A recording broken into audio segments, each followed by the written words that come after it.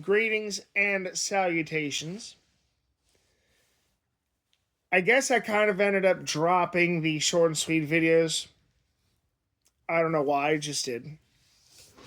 Lost interest, I suppose.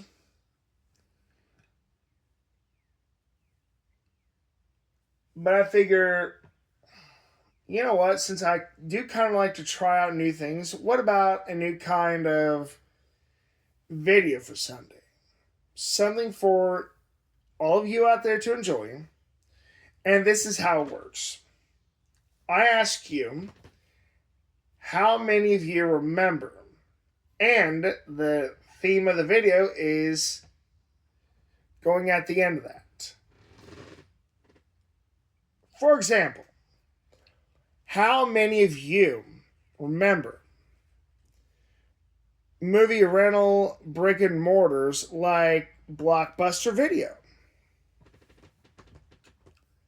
Now, for those who have never seen the angry video game nerd content or ever heard of this, it's kind of like these platforms such as Amazon Video, where you rent a video for X amount of time and that's it. You got to turn it in and that's about it, you know? And if you didn't, you were charged late fees.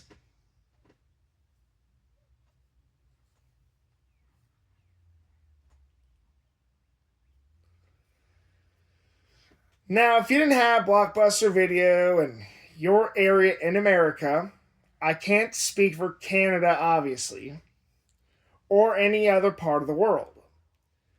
But in America, most of America, we had businesses like Blockbuster Video.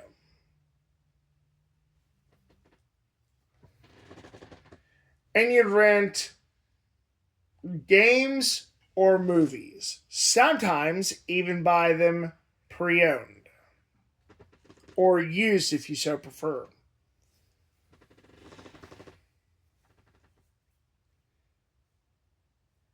And if you didn't squint your eyes to try and see through these scrambled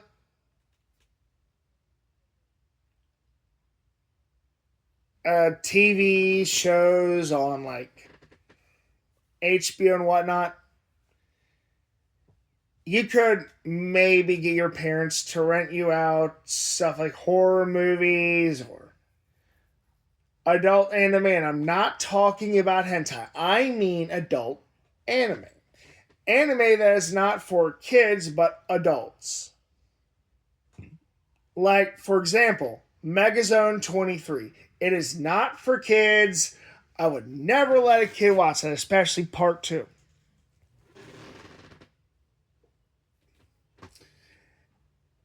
And as for movies, they usually had VHS tapes or Laserdisc sometimes. I never had a Laserdisc player. I saw maybe one Laserdisc movie and that was it.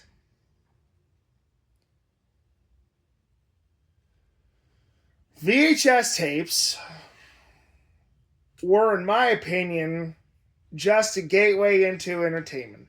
Otherwise, they were a freaking nuisance. The suckers were always too damn big and too fragile.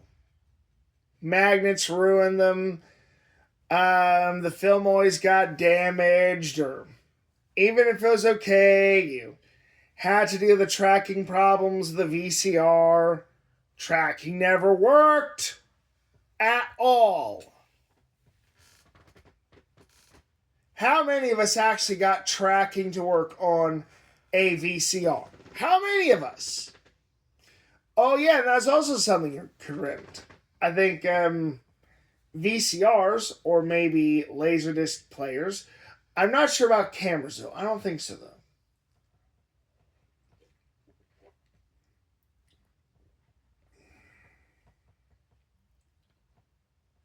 And it was always a magical time. If you've ever watched the Angry Video Game Nerd videos before, then you know that sometimes this is how you got access to LJN games.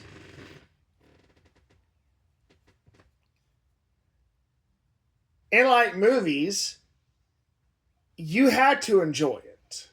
Or otherwise, you basically rented something for the whole weekend that you hated.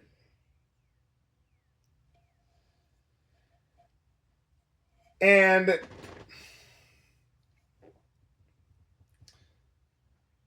rentals in those days were more of a luxury than they are now. Now they're so commonly available and cheap that I would say anyone could afford them. Even angry hobos who live in California. Or, say, Florida.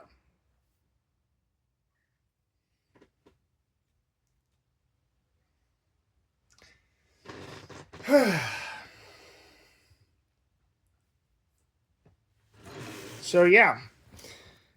You only got so much access to this content, and it was your objective to enjoy it.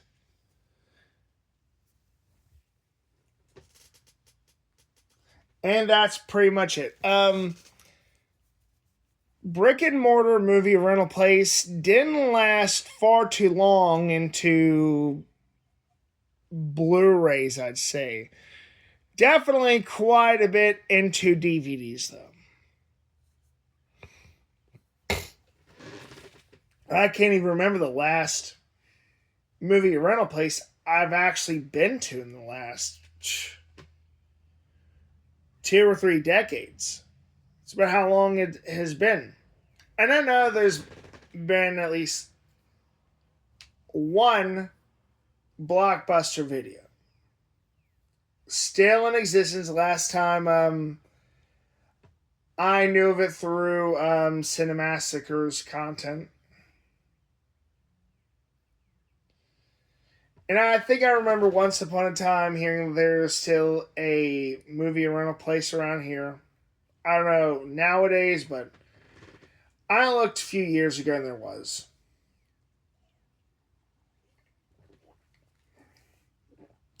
My final few trips to the movie rental places, they're selling more and more of their videos as time went on.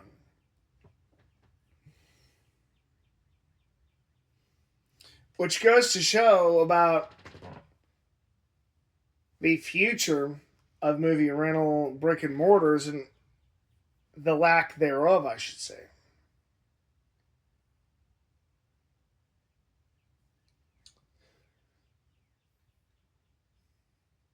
So, why don't you post your movie store memory comments?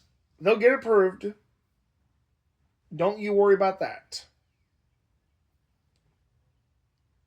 As always, rude, snide little comments. Do not. Please like, subscribe, share, etc.